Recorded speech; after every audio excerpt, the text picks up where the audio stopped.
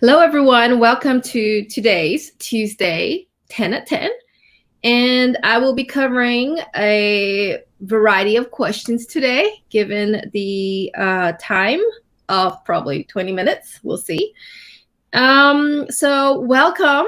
And I hope you know that we have a Thursday enzyme and shelf life question Q&A roundtable live with Keith Fornek from Lalaman.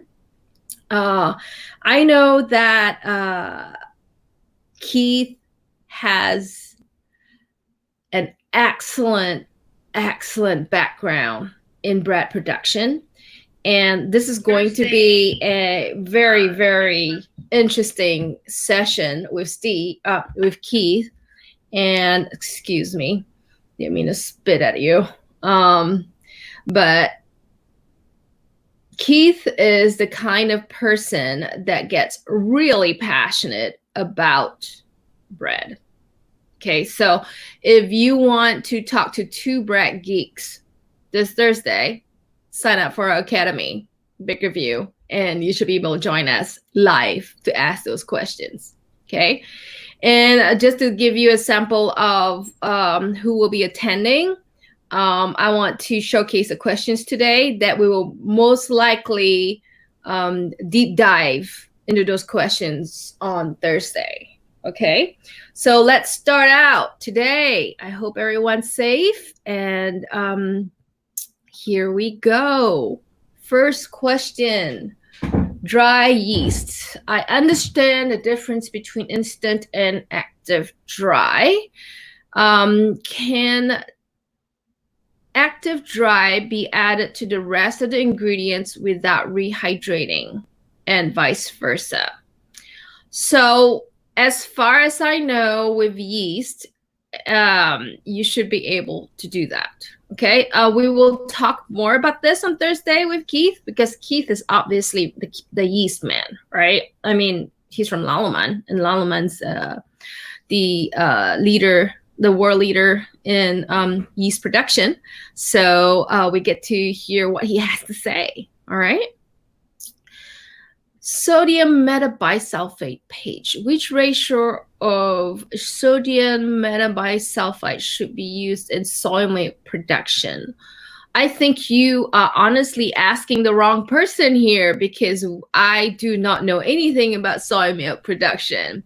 But if you would like to pose this question on the forums, please feel free to do so, okay? All right, next question. Fat page. If using a small proportion of oil, such as 2%, is there a practical difference between solid and liquid fats in baking a loaf of bread? Say a 63% hydration, regular salt, and regular yeast. Okay, so when you say 2%, that is almost 1% of the total formulation. When something is that small, 1 or less than 1%, the structure of the crystal of the fat is not going to be important anymore. Okay. And this is why I say it doesn't matter if it's solid or liquid. You know, it's just going to help the lubrication of the bubbles in the system. Okay. So you get more uniformity, and you get a little bit of shelf life extension because of that. Okay. So go ahead at 2%, use solid fat, liquid fat, it doesn't matter. Okay. Oh, this one's interesting. How do you eliminate the rough hills or fried look buns appearance?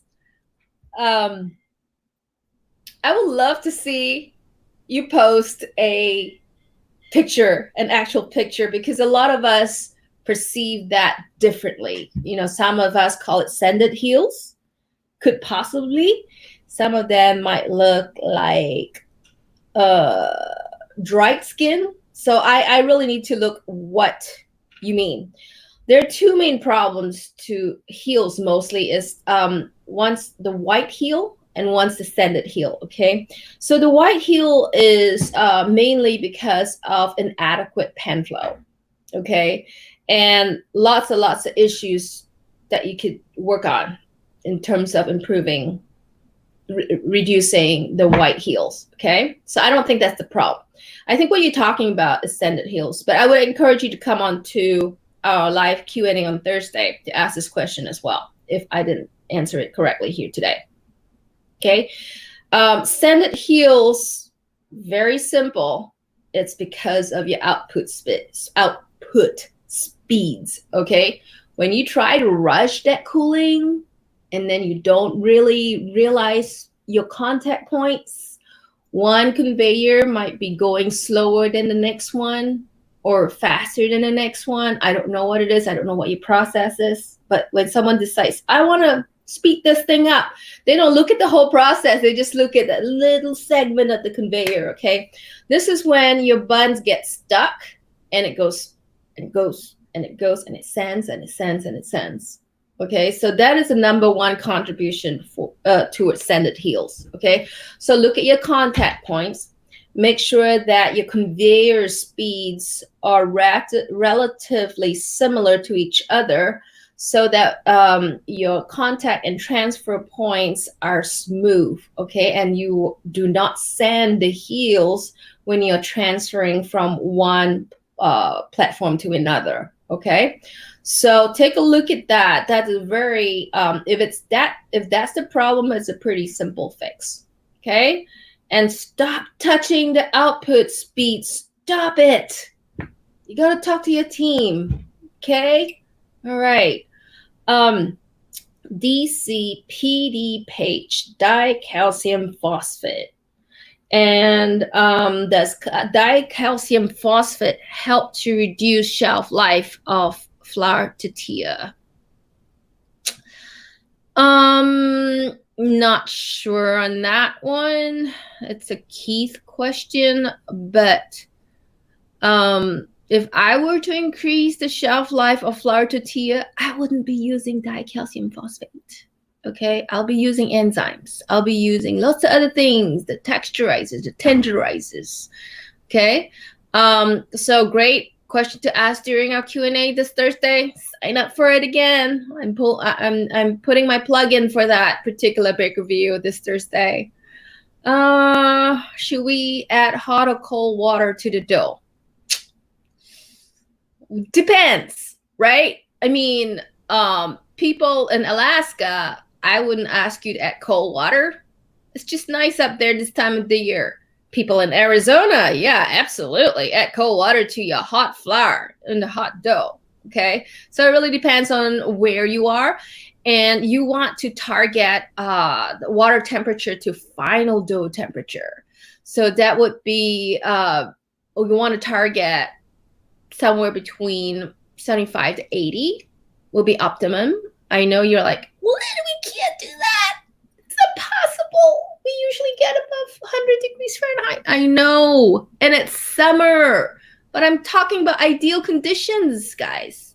I'm talking about treating your dough nicely so that you don't add too much dough conditioners, so that you preserve the yeast and you don't go up above 2% on your yeast. If you're doing that, then let's talk on Thursday.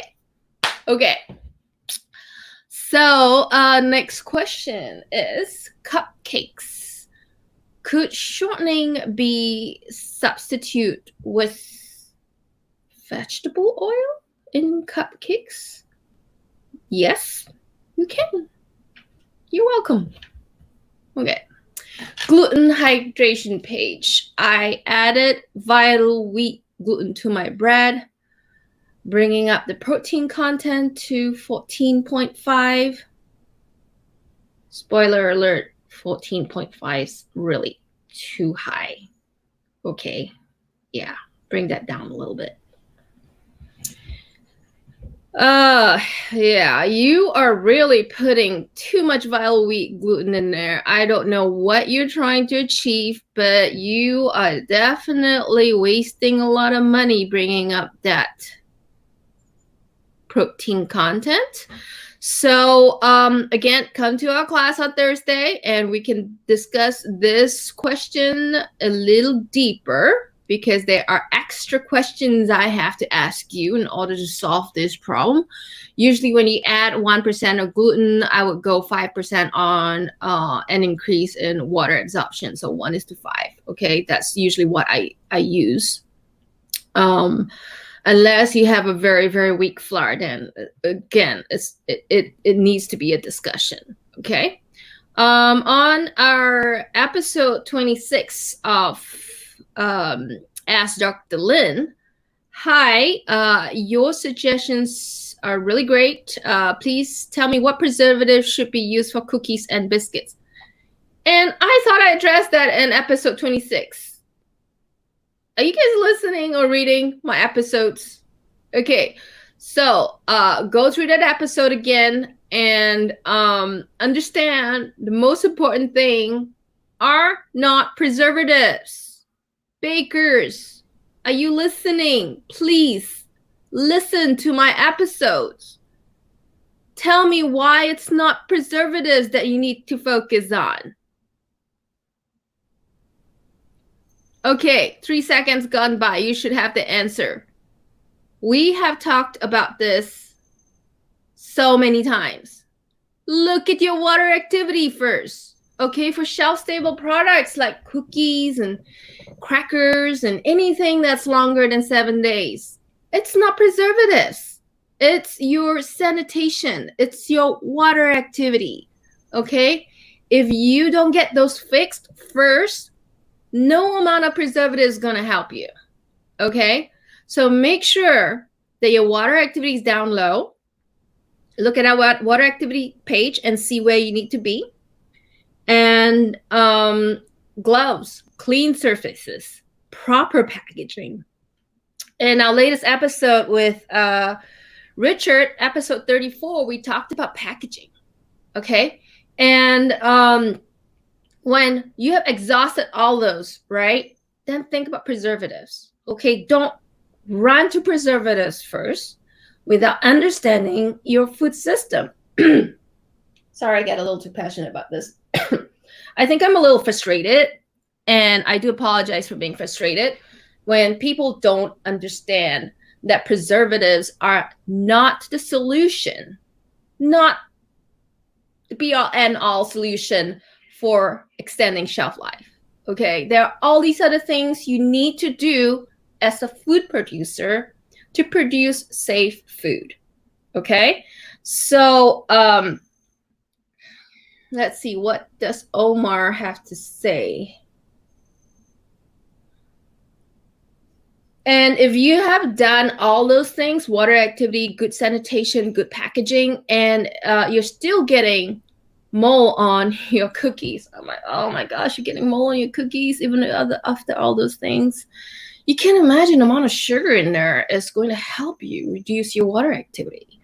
Okay, so if all those things don't work and you're serving some kind of amazing moist cookie with a high water activity, then cultured wheat, encapsulated sorbic acid, okay, encapsulated fumaric acid.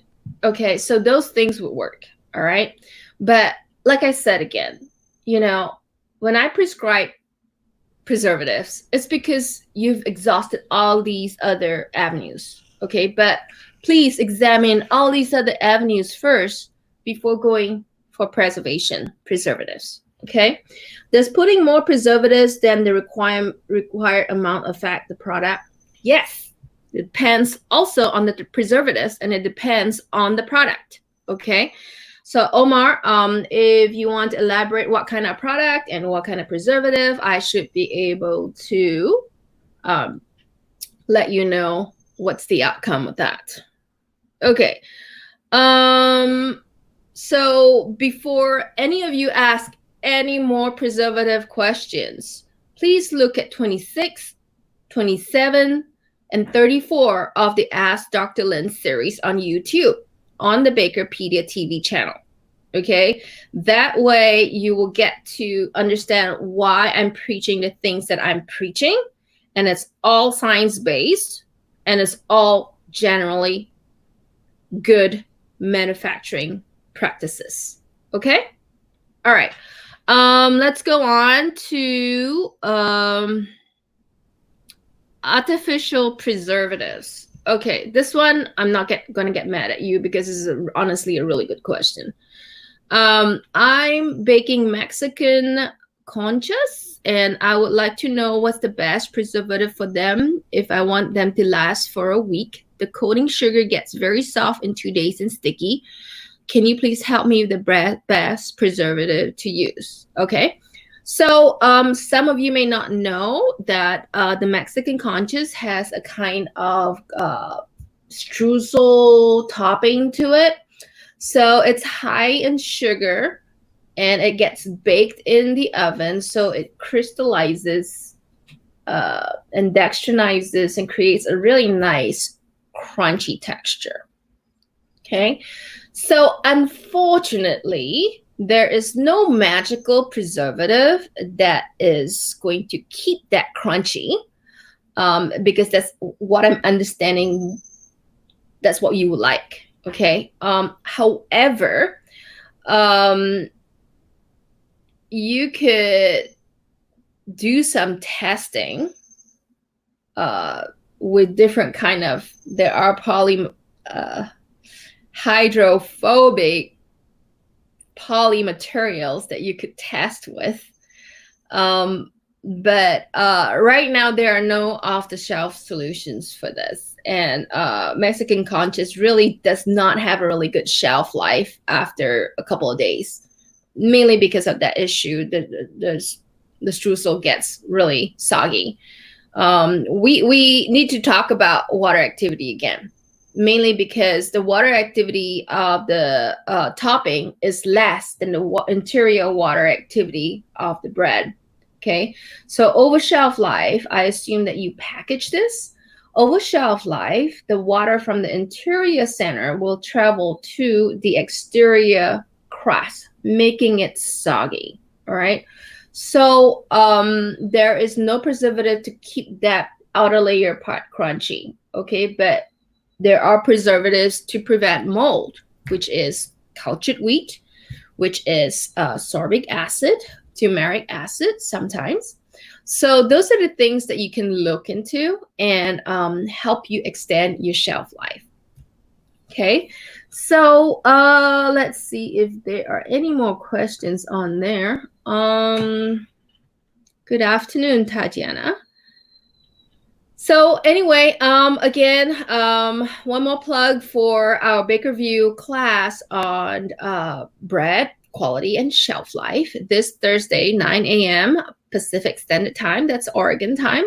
And Keith and I will be here waiting for you and your questions. All right. So do join us. And if you can't, it will be recorded and be available to you to view next week. But what fun is that if you can't be live with us and have fun? So come have fun with us. Okay. So I see a very, very high sign up for this particular Baker View. It goes to show me that what we're doing is important. So thank you for coming to our sessions. And again, you know, we started this membership program earlier on in January. And I was thinking, you know, if we get to 300, I'll be really happy. Really happy. We're almost 5 times that big right now. It just amazes me on how many people need this information out there. So thank you, members, for joining. I appreciate your contribution to our forums. And your support allows us to do what we do best. And that's to create this information for free for everyone around the world. Okay. Lots of kindness needs to happen right now. We're going through very, very hard times. So I hope you are safe, and I hope you take measures with your employees to keep them safe. And good luck. I will be back tomorrow and Thursday. See you soon. Bye.